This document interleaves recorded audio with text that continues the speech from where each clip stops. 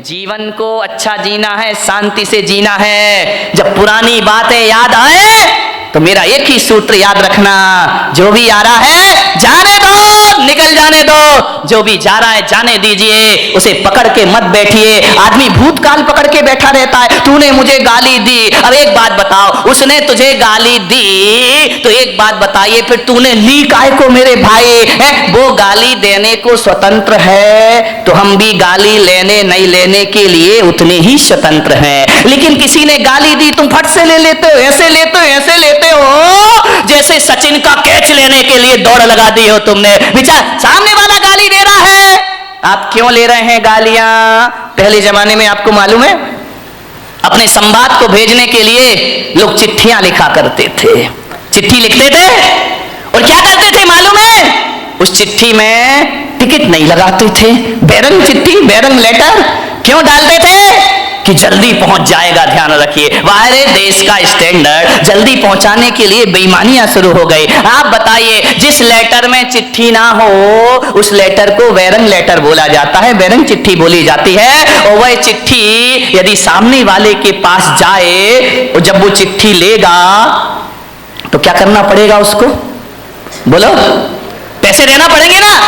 कितने देना पड़ेंगे? डबल देना पड़ेंगे, क्योंकि टिकट नहीं लगी है, वहां का भी चार्ज लगेगा, यहां का भी चार्ज लगेगा। एक बात बताइए बारामती वालों, यदि बैरंग चिट्ठी तुम्हारे घर में आई है आपको डबल पैसा देना पड़ेगा। और यदि आप चिट्ठी नहीं छुड़ाते हैं तो चिट्ठी लौट के कहां जाएगी? बोलो, चिट्ठी नहीं लिखी कभी?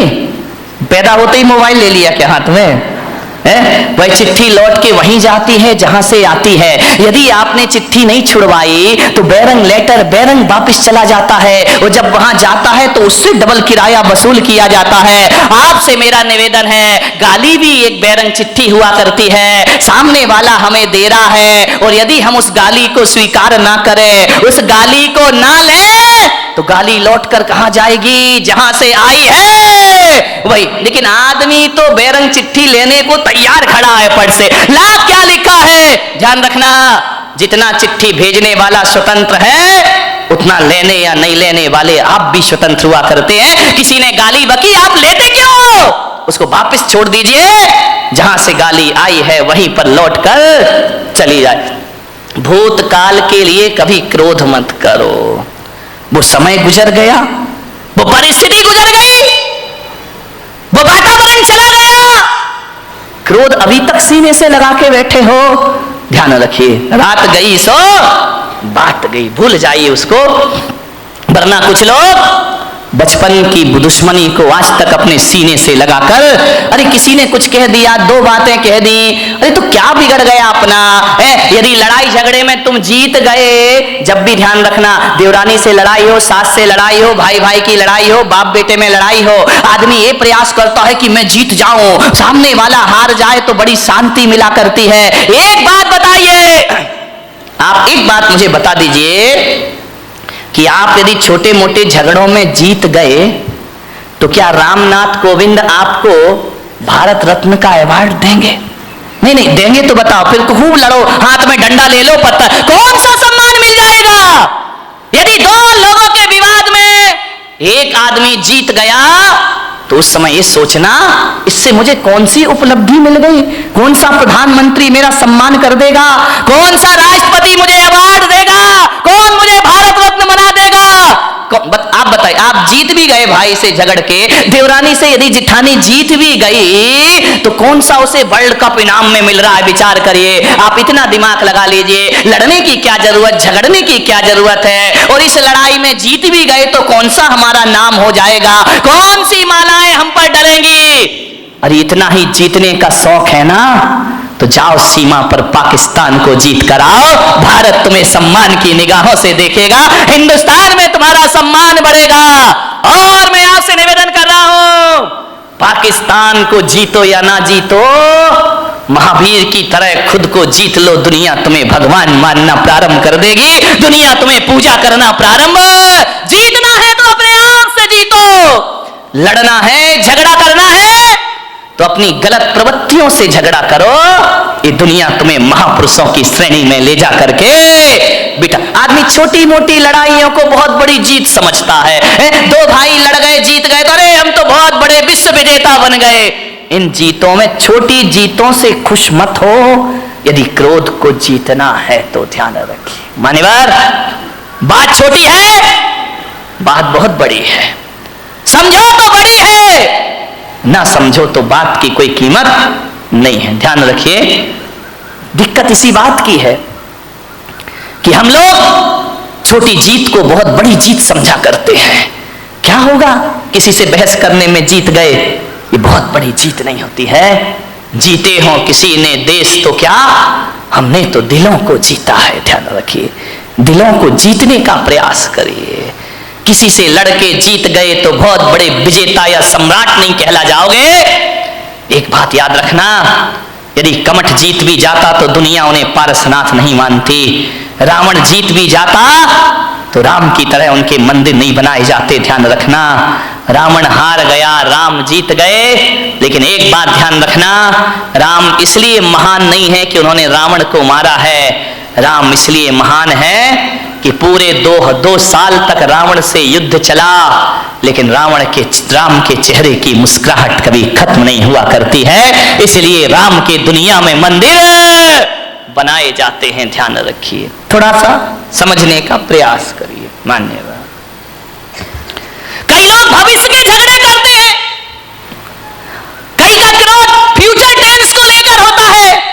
मेरा क्या होगा, कल कह रहा था ना वो सेठ, मेरे बच्चों के बच्चों का क्या धत तेरे की सामान 100 बरस का पल की खबर। क्यों जोड़ रहा, क्यों इतना सब कुछ कर रहा, आने वाली पीढ़ी के लिए जोड़ करके जा रहा हूं, उनका भविष्य बना रहा हूं। अपना बच्चों का भविष्य बनाने में भाई का भविष्य बिगाड़ देते हो। आप विचार करिए, अपनी आने वाली पीढ़ियों के भविष्य के लिए वर्तमान पीढ़ियों को आप तबाह कर देते हो। ध्यान रखना है।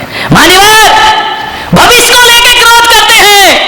एक मुल्ला नसरुद्दीन था, वो बंबई जा रहा था, पूना से, यहां से तुम्हारी बारामती से बंबई जा रहा था। बेटा स्कूल से आया, जैसे ही स्कूल से बेटा आया उसने बैग रखा, मुल्ला ने तड़ातड़ 10-20 चांटे जमा दिए उसके गाल में। पत्नी बोली, यार तुम्हारा दिमाग खराब हो गया है, बच्चा अभी स्कूल से आया है और तुमने इसको 10 चांटे लगा दिए। अरे मुल्ला ने कहा, तू चुप खड़ी रह, तू बीच में मत बोल। अरे तो बोले, तू मार काय को रिया है? बोले, मैं बंबई जा रहा हूं इसलिए इसकी पिटाई कर रहा हूं। अरे यार ये कोई बात है कि तुम बंबई जा रहे हो, बच्चे की पिटाई कर रहे हो? अरे बोले, मार लेने दे आज इसको जी भर के। अरे बोले, तू कैसा बाप है भाई, एक बाप बच्चे से दूर जाता है तो गले लगाता है, प्यार करता है, और तू इसकी पिटाई कर रहा। मुल्ला ने कहा, आज इसे जी भर के पीट लेने दे, मैं बंबई जा रहा हूं, महीने भर लौट के नहीं आऊंगा, आज इसे पिटाई करके जाऊंगा। अरे पत्नी ने कहा कि यार मार क्यों रहा है? बोले, तू नहीं समझेगी, मार इसलिए रहा हूं कि अब मैं महीना भर तो घर आऊंगा नहीं, परसों इसका रिजल्ट आने वाला है और मुझे मालूम है फेल होगा, और जब मैं यहां नहीं रहूंगा तो इसे मारेगा कौन? तेरे की आदमी, फिजूल की बातों के झगड़े हमारे घरों में हुआ करते हैं। जेठानी लड़ती है, पति समझाता है कि झगड़ा मत कर, तुम कुछ नहीं समझते हो, तुम्हें अपने बच्चों का भविष्य दिखाई नहीं दिया करता है, भविष्य को लेके झगड़े कर रहे हो। एक बात ध्यान रखिए, न भूत को स्मरण करो, न भविष्य की चिंता करो, वर्तमान में जियो और वर्धमान बन करके खड़े हो जाइए, आपके जीवन की समस्याओं का हल हो जाएगा। जो वर्तमान में जिएगा वो वर्धमान होगा, जो भूत में जिएगा भूत बन जाएगा। भविष्य हमारे हाथ में होता नहीं है, ध्यान रखिए। मान्यवर, किस बात के झगड़े होते हैं? छोटी छोटी बातों पे लड़ जाते हैं हम लोग। दिक्कत इस बात की है, जहां 4 लोग मिलते हैं, बात की शुरुआत तो बहुत अच्छे से होती है, इतने अच्छे से, लेकिन एंड बहुत बुरा हुआ करता है। लास्ट में हमारी सभाओं का, हमारी मीटिंगों का अंत लड़ाई झगड़े से हुआ करता है। इकट्ठे तो होते हैं, आओ बैठो कुछ विचार विमर्श करेंगे, ऐसा विचार विमर्श होता है कि बाद में हाथापाई पर नौबत आ जाया करती है। मान्यवर, आज संसद में क्या हो रहा है, विधानसभा में क्या हो रहा है, माइक फिक रहे हैं, कुर्सियां फिक रही हैं, जूते फिक रहे हैं, ये देश का आदर्श हो गया है। क्या प्रेरणा लेगी जनता इन लोगों से? मान्यवर, जीवन को महान बनाना है तो सहन करना सीखिए। सहनशीलताएं खत्म हो गई हैं हमारी। 2 बात किसी की कोई बर्दाश्त नहीं करता है। पति कहता है मैं पत्नी की नहीं सुनूंगा, पत्नी कहती मैं तुम्हारी नहीं सुनूंगी, सास कहती मैं बहू की क्यों सुनूं? बहू कहती है मैं बुढ़िया की क्यों सुनूं? अब तुम अपने घरों में तो किसी की सुनना नहीं चाहते हो और मेरे कमरे में आके मुझे सब सुना के चले जाते हो। तो भैया जब सास नहीं सुन रही, बहू नहीं सुन रही, भाई नहीं सुन रहा, देवर नहीं सुन रहा, तो पुलक सागर काहे को सुनेगा तुम्हारे? जो आता है वो मुझे सुना के हमारे घर में ये हो रहा, वो हो रहा, इसका स्वभाव खराब, उसका स्वभाव खराब। जब तुम नहीं सुन रहे तो मैं काहे को सुनूं? लेकिन मैं अपने को किस्मत वाला समझता हूं कि जो बच्चे माँ बाप की नहीं सुनते, जो सास ससुर की नहीं सुनते, जो भाई भाई की नहीं सुनता, देवरानी जेठानी की नहीं सुनता, मेरी किस्मत है कि घंटे भर तुम शांत होकर मुझे सुनते हो। इससे ज्यादा मेरी किस्मत दूसरी। कितने शांत होकर सुन रहे, मैं कुछ भी बोल रहा हूं, तुम तो बड़े शांति से सुन रहे। एक बात बताऊं बारामती वालों, इतने शांति से यदि घर की बातें सुन लो, घर वालों की सुन लो, तो तुम्हारे घर में झगड़ा होने का कोई चांस पैदा है। लेकिन हम घर में तो सुनना ही नहीं चाहते हैं। सास शेर तो बहू, कौन बोला सवा शेर, खूब लड़ी मर्दानी वो तो झांसी वाली। नहीं, थोड़ा सा सहन करो, सुनो, सुनने की कला डालिए, सुनाइए मत, ज्यादा मत सुनाओ किसी को, ज्यादा मत बोलो, कम बोलो, मौन रहो, ज्यादा मत बोलिए। ज्यादा बोलने के लिए पुलक सागर बैठा है ना तुम्हारी बारामती में, जितना भी ज्यादा बोलना मुझसे बुलवा लो, लेकिन तुम लोग ज्यादा, मेरी लोग सुन लेंगे, तुम्हारी कोई सुनने वाला नहीं है, ध्यान रखना। मान्यवर, विचार करिए। क्रोध आता है, मैं बच्चों से निवेदन करूंगा, घर में मम्मी पापा यदि लड़ते हैं तो मैं बच्चों को एक सूत्र दे रहा हूं, जो बच्चे नहीं आए हैं उन्हें मेरी ये सीडी सुना देना, प्रवचन सुना देना, यूट्यूब में दिखा देना, आपका क्रोध 2 मिनट में भाग जाएगा।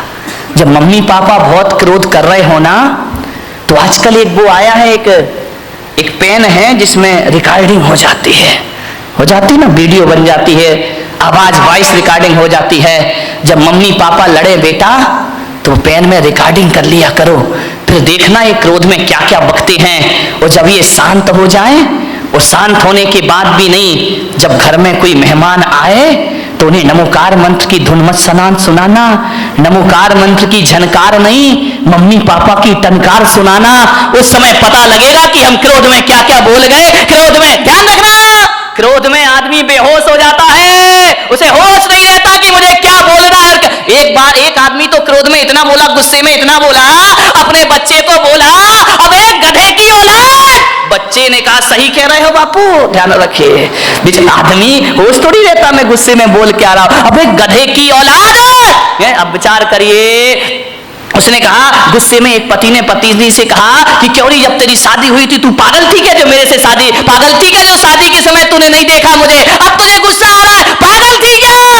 पत्नी ने कहा पागल नहीं होती तो तुझसे शादी काहे को करती, ये पागल ही तो था। एक बार क्या हुआ, एक पत्नी ने अपने पति से कहा, यार तो इतना भोला है, इतना भोला है, इतना भोला है कि तुझे तो कोई भी बेवकूफ बना सकता है। पति ने कहा ज्यादा मत बोल, बोले तुझे कोई भी बेवकूफ बना सकता है। पति ने कहा बिल्कुल सच कह रही है, सबसे पहले बेवकूफ तो तेरे बाप ने मुझे बनाया जो तेरे से शादी कर दी। ध्यान, आदमी क्रोध में क्या क्या भूल जाता, उसे होश ही नहीं रहता, पता ही नहीं रहता। सब रिकॉर्डिंग कर लो, और जब मेहमान आए, यदि सासू बहू लड़ रही हो ना, तो देवरानी रिकॉर्डिंग कर ले, और जब कोई मेहमान आए तो चालू कर देना, शर्म से पानी पानी हो जाएंगे लड़ने वाले। और अब जब भी लड़ेंगे तो याद रखेंगे, कोई शैतान मेरी मोबाइल में फोटो तो नहीं बना रहा है, कोई आवाज तो टेप नहीं कर रहा। ध्यान रखना, क्रोध ज्यों-ज्यों बढ़ता है, भाषा अशब्द होते चली जाती है, भाषा अपनी सभ्यता खो दिया करती है। क्रोध में जितने निकृष्ट वचन हो उतने एकत्रित कर लिए जाते हैं, लेकिन जब प्रेम होता है तो भाषा भी संभलती है और व्यवहार भी संभल जाया करता है। ध्यान रखिए मान्यवर, क्रोध से बचने का प्रयास करिए। सामने वाला यदि क्रोध करे तो हम क्या करें मालूम है? जब हम लोग बचपन में थे तो साइकिल चलाना सीखते थे। हमारे घर कोई भी आ जाए, वो घर में बात कर रहा, अपन उसकी साइकिल लेके भाग जाते थे। कभी कभी कोई साइकिल नहीं देता था ना, तो एक शैतानी कर देते थे, उस साइकिल की हवा निकाल दिया करते थे, साइकिल में सुई कांटा चुभो के पंचर कर दिया करते थे, फिर वो आदमी घर नहीं जा पाता था। मैं भी आपसे कह रहा हूं ऐसी शैतानियां तुम लोग मत करना जो हम लोगों ने बचपन में की हैं, लेकिन आपसे कह रहा हूं इस दिमाग में भी बहुत क्रोध की हवा भरी हुई है। और जब क्रोध की हवा भर जाए और जब क्रोध प्रकट होने लगे उसे पंचर कर देना, थोड़ा सा क्रोध की हवा निकल जाएगी, क्रोध शांत हो जाएगा। पंचर कर दीजिए दिमाग को। पंचर कैसे करेंगे? ऐसे मत करना कि तुम यहाँ पे कांटा चुभो रहे हो दिमाग में, पंचर नहीं, ये तो दुर्घटना घट जाएगी। पंचर करने का मतलब इतना ही है कि यदि सामने वाला गुस्सा कर रहा है, क्रोध कर रहा है, तो अपने क्रोध की हवा निकाल दो, अपने क्रोध के टायर ट्यूब को पंचर कर दो। कैसे पंचर कर दो? कि भैया जो तू गुस्सा कर रहा है, गालियां दे रहा है, इसका जवाब मैं 5 मिनट बाद दूंगा। ध्यान रखिए, थोड़ा सा धैर्य, 5 मिनट बाद जवाब दूंगा। मैं कहता हूं यदि 5 मिनट बाद जवाब देने का संकल्प ले लिया तो समझना हमारा क्रोध पंचर हो गया, हमारा गुस्सा पंचर हो गया। 5 मिनट बाद आप उस क्रोध का जवाब कभी नहीं दे पाएंगे। ध्यान, आपको लगेगा यार किन बातों पे लड़ रहे थे, किन बातों पर बहस हो रहा था, ये लड़ने जैसे कोई तो बात ही नहीं। क्रोध को पंचर कर दीजिए। एक आदमी को मैं जानता हूं, वो एक चिट्ठी लिख रहा था, ऐसी चिट्ठी, ऐसी चिट्ठी, ऐसी चिट्ठी, 4 पेज भर दिए उसने। इतनी गालियां, इतनी गालियां, इतने गंदे शब्द। मैं वहां पहुंच गया, मैंने कहा क्यों भाई क्या कर रहे हो? अरे बोले बोले मेरा दोस्त है ना, अब दुश्मन बन गया है, बहुत मेरा अपमान किया उसने। मैं चिट्ठी लिख रहा हूं, हजारों गालियां उसने चिट्ठी में लिख दी। तेरा सत्यानाश हो, तू बर्बाद हो, तू धोखेबाज है। लालू चिल्ला रहा ना नीतीश को कि तू धोखेबाज है, तू धोखेबाज है, तूने धोखा दिया, गठबंधन तोड़ा, 1000 गालियां। ध्यान, चिल्लाते रहो, अभी तो सारी दुनिया में मोदी ही मोदी चल रहा है। ध्यान रखिए, 1000 गालियां लिखी उसने। बोले मैं इसको पोस्ट करने जा रहा हूं, उसके पास पहुंचेगी ये चिट्ठी। मैंने कहा एक काम कर मेरे भाई। बोले क्या? मैंने कहा एक काम कर, ये चिट्ठी तूने लिख दी? बोले लिख दी। मैंने कहा इसको आज नहीं कल पोस्ट ऑफिस में डालना, लेटर बॉक्स में डालना। बोले नहीं मैं तो आज ही डालूंगा। मैंने कहा नहीं तो कल डालना। तो बोले कि ऐसे क्या हो जाएगा महाराज, मेरा क्रोध ठंडा हो जाएगा? मैंने कहा बिल्कुल ठंडा हो जाएगा, तू हो या ना हो ये चिट्ठी तू कल डालना।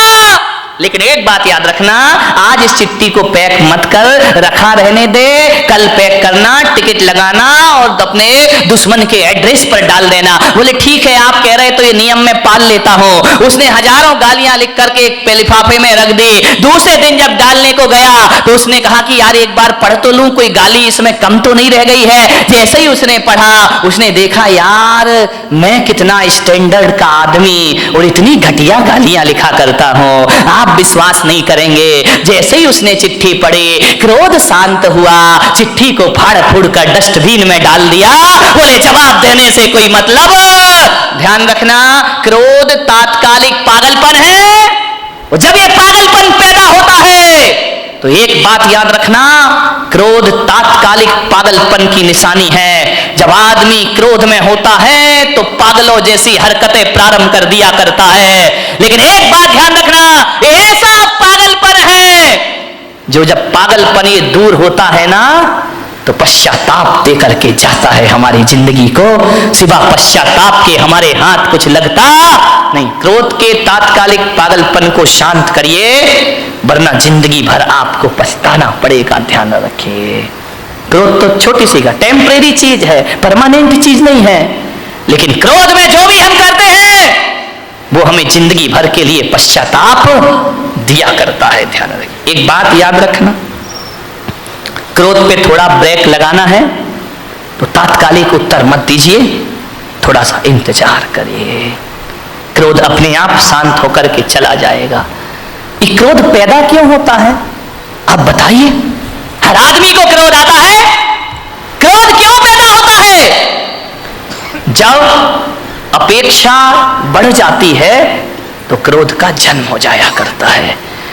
उम्मीदें लगाते हैं हम बहुत ज्यादा उम्मीद लगाओगे, ज्यादा अपेक्षाएं रखोगे और उस अपेक्षा की उपेक्षा हो गई तो महाभारत प्रारंभ हो जाएगा। ध्यान रखिए, आप घर से चल के आ रहे हैं, आपका दोस्त रास्ते में मिल गया, आपने उम्मीद लगाई, आपने अपेक्षा लगाई कि राम राम करेगा, जय जिनेंद्र करेगा, देखेगा, मुस्कुराएगा, और यदि उसने नहीं देखा और तुम्हें देख करके मुंह फेर लिया, भीतर क्या प्रयोद होगा? क्रोध पैदा हो जाएगा। अच्छा बच्चों, हमसे ही बच के चलना है, हमसे आंखें फेरना है, कल तक हमारा दोस्त था, आज निगाहें फेर के जा रहा है, देख लूंगा मैं तुझे। क्रोध पैदा हो गया। ध्यान, आपसे एक निवेदन है, यदि कोई अम्मा जी बीमार पड़ जाए, दो बहुएं उसकी हों और दो बहुएं घर में हों, और जब बीमार पड़ती है तो अम्मा जी अपेक्षा रखती है कि एक बहू आकर मुझे एक गिलास पानी देगी, टैबलेट देगी, दवाई देगी, एक बहू मेरे सिर दबाएगी। ध्यान रखना, आप सोचते हैं कि बहू सेवा करेगी, और बहू ने सेवा नहीं की तो क्या पैदा होगा? क्रोध पैदा होगा। अच्छा, खा रही हैं, रह रही हैं आराम से, थोड़ी सी सेवा नहीं कर रही, मैं बीमार पड़ी हूं, आके नहीं देख सकती हो। मैं अम्माओं से निवेदन करूंगा, यदि दोनों बहुएं पीहर चली गई हैं, घर बेटे बाजार में गए हैं, और अब आप बीमार हो और अब आपको दवाई खाना है, और जब बहुएं घर में नहीं हैं, तो बताइए अम्मा जी आप क्या करोगी? विचार करिए, बताइए। आप बीमारी की हालत में भी पलंग से उठोगी, उठने के बाद किचन तक जाओगी, गिलास में पानी लोगी, दवाई हाथ से खोलोगी और खा जाओगी। विचार करिए, यदि घर में सुखी रहना है तो बहुओं से ज्यादा अपेक्षाएं मत लगाइए। जब तक हाथ पैर चलते हैं, अपना काम खुद करो और आनंद से जीवन गुजारिए, लाचार मत बनिए। ध्यान रखिए, बहू यदि पानी और दवाई नहीं ला रही है तो ये मत सोचना मेरी बहू खराब है, सोचने की तो बात है, बस इतना सोच लेना मेरी बहू पीहर गई है और मैं यहां पर अकेली हूं, अपना काम खुद करो। ध्यान रखिए, भगवान के मंदिर में जाओ तो ये मत कहना कि मेरे बच्चे और बहू बुढ़ापे में मेरी सेवा करें। मैं पुलक सागर तुम्हें एक सूत्र दे रहा हूं, भगवान के मंदिर में जाओ तो ये प्रार्थना करना कि हे भगवान, बहू बेटे तो छोड़ो, ऐसा बुढ़ापा देना कि किसी से एक गिलास पानी की उम्मीद भी मैं ना रखूं, किसी से सहायता की उम्मीद ना रखो, इतनी ताकत देना भगवान कि अपना काम में मरते दम तक अपने हाथों से